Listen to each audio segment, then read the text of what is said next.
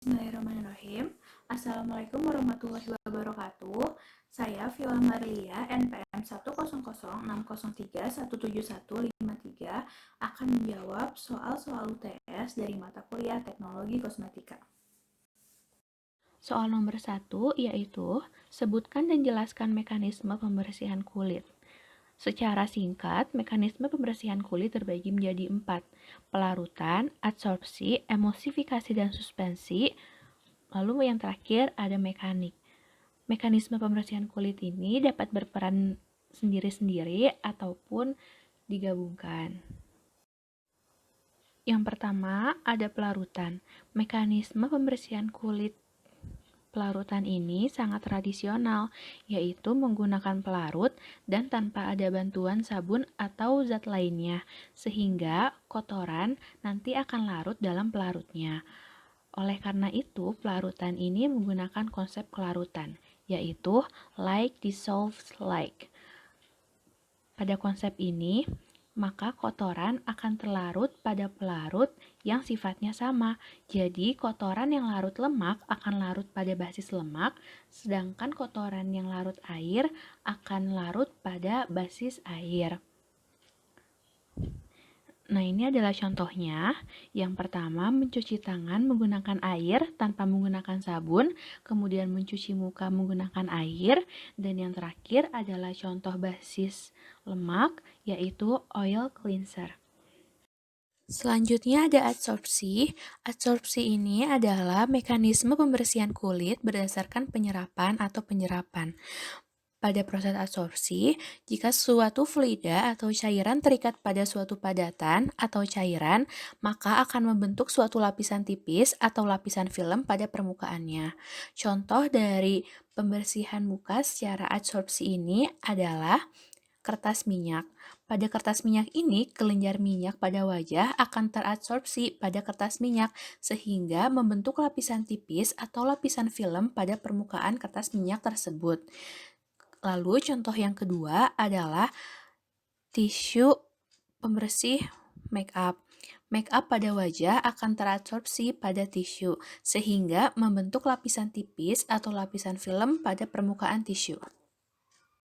Mekanisme pembersihan kulit selanjutnya yaitu emulsi dan suspensi. Sama seperti pada sediaan, pembersihan kulit ini juga menggunakan konsep pembentukan misel. Jadi, ketika surfaktan dimasukkan ke dalam suatu sistem, maka akan mencapai titik antarmuka dan fluida menjadi jenuh.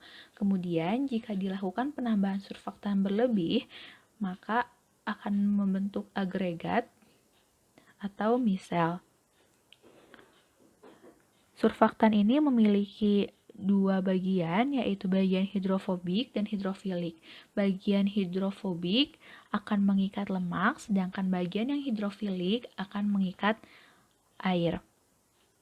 Jadi, kotoran yang larut dalam lemak tersebut akan diangkat oleh surfaktan yang bersifat hidrofilik.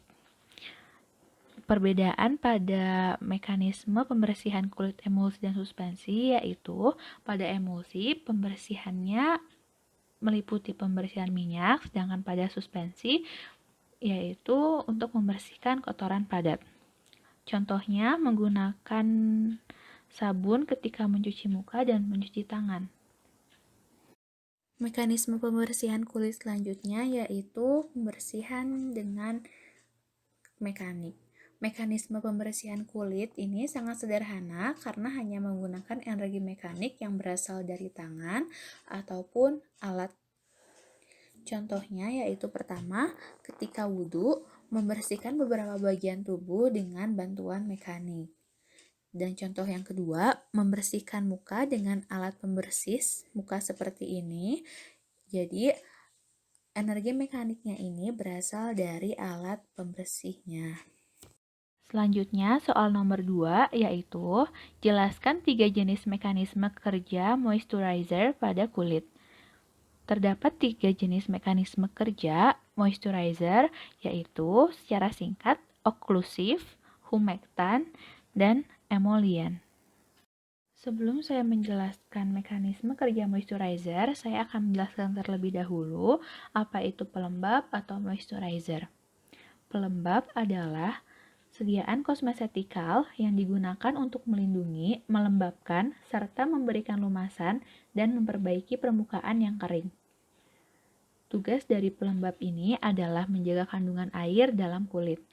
Namun, secara alami, dalam tubuh atau dalam kulit manusia itu sudah terdapat faktor kelembaban yang disebut dengan NMF. Lalu, mengapa diperlukan pelembab?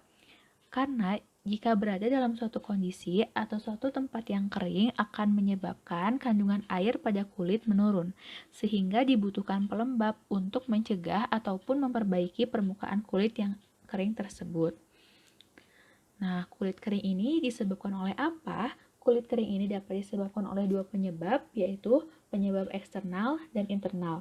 Penyebab eksternal, contohnya lingkungannya yang kering, terkena debu, dan salah dalam cara mencuci muka. Sedangkan penyebab internal meliputi kemampuan kulit menahan kelembaban. Selanjutnya, mekanisme pelembab atau moisturizer yang pertama yaitu oklusif. Oklusif ini untuk basis yang bersifat hidrofob atau basis lemak. Tujuannya yaitu untuk mencegah terjadinya transepidermal water loss atau TEWL. Kemudian,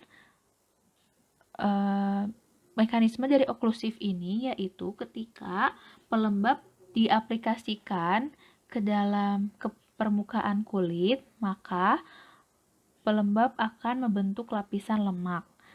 Air dari dalam kulit tidak dapat keluar karena sudah dilapiskan oleh lapisan lemak tadi. Air tidak dapat larut dalam lemak, jadi kandungan air dalam kulit tetap terjaga. Mekanisme pelembab yang kedua yaitu humektan. Mekanisme humektan ini dimanfaatkan oleh basis air atau basis yang hidrofilik. Berbeda dengan oklusif, humektan ini berperan dalam menarik air dari lingkungan untuk masuk ke dalam kulit agar dapat menghidrasi stratum corneum, sehingga kandungan air dalam kulit bertambah dan kulit menjadi lembab. Lalu, mekanisme pelembab yang terakhir adalah emolien.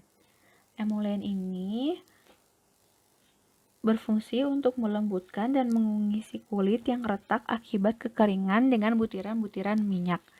Jadi, mekanismenya adalah ketika emolien diaplikasikan pada permukaan kulit, maka butiran minyak pada emolien tersebut akan mengisi kulit-kulit yang retak.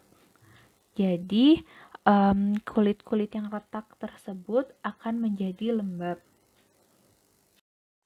Selanjutnya, soal nomor 3 yaitu formula sediaan kosmetika untuk bayi. Kosmetika untuk bayi yaitu sediaan kosmetik yang dibuat dan digunakan khusus untuk bayi yang pada umumnya ditujukan untuk membersihkan, melembutkan, dan melindungi kulit bayi.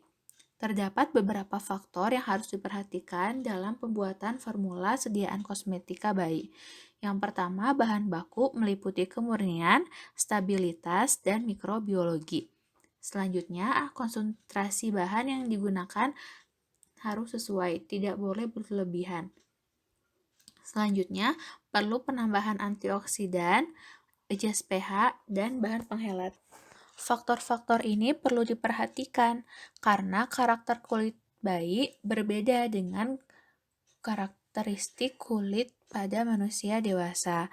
Contohnya, warna kulit pada bayi mudah mengalami sunburn, melanocyte sedikit terpigmentasi, warna kulit lebih pucat. Kemudian juga permukaan kulit bayi masih sensitif, sehingga jika menggunakan kosmetik bayi yang tidak sesuai dikhawatirkan akan merusak kulit bayi.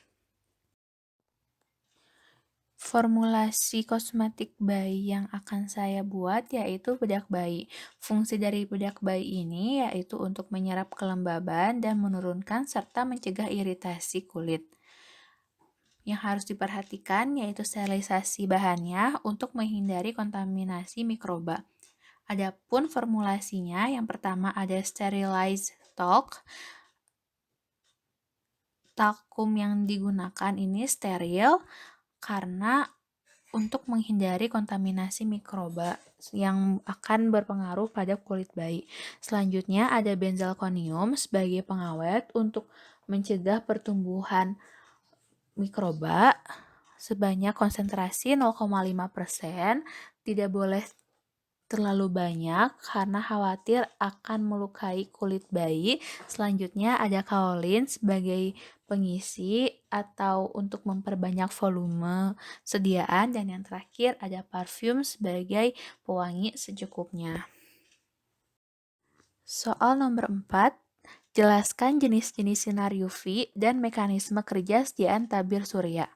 Jenis-jenis sinar UV terbagi menjadi 3, yaitu UVA, UVB, dan UVC. UVA mampu berpenetrasi ke kulit pada lapisan lebih dalam dan dapat mempengaruhi pewarnaan kulit dan photoaging. Sedangkan UVB mampu berpenetrasi pada epidermis, dapat menyebabkan fotokarkinogenesis dan imunosupresi pada kulit. Sedangkan UVC tidak mencapai bumi. Nah, UVA dan UVB ini dapat menyebabkan respon kronik sinar UV, yaitu ciri-cirinya kulit gelap, kasar, dan berkerut, kemudian terjadi penebalan epidermis dan pertumbuhan melanosit berlebih, dan menyebabkan photoaging dan dermatoheliosis. Sehingga untuk mencegah dari efek-efek sinar UV tersebut, diperlukan suatu zat yang harus dilapiskan pada kulit, yaitu tabir surya. Tabir surya ini dapat melindungi kulit dari paparan sinar UV dan meminimalkan efek pemaparan pada kulit. Kemudian, yang terakhir ada mekanisme kerja tabir surya. Mekanisme kerja tabir surya yang pertama yaitu chemical absorber atau sun filter. Zat ini akan menyerap sinar UV intensitas tinggi dengan eksitasi ke keadaan energi yang lebih tinggi. Lalu, energi yang hilang akan menghasilkan konversi energi pada panjang gelombang yang lebih rendah, sehingga kulit akan terlindungi dari paparan sinar UV tersebut. Umumnya terdapat pada senyawa aromatik terkonjugasi dengan gugus karbonil. Lalu mekanisme kerja tabir surya yang kedua yaitu physical blockers atau yang sering kita kenal sebagai sunblocks. Mekanisme kerja tabir surya yang ini yaitu ketika sinar UV terkena kulit, maka zat ini akan memantulkan atau menyebarkan sinar UV sehingga kulit akan terlindungi dari sinar UV. Jadi, jika kita menggunakan tabir surya, efek-efek negatif dari sinar UV ini tidak akan mencapai ke kulit kita. Sekian jawaban-jawaban saya untuk soal UTS mata kuliah Teknologi Kosmetika. Mohon maaf apabila masih terbanyak kekurangan. Terima kasih. Wassalamualaikum warahmatullahi wabarakatuh.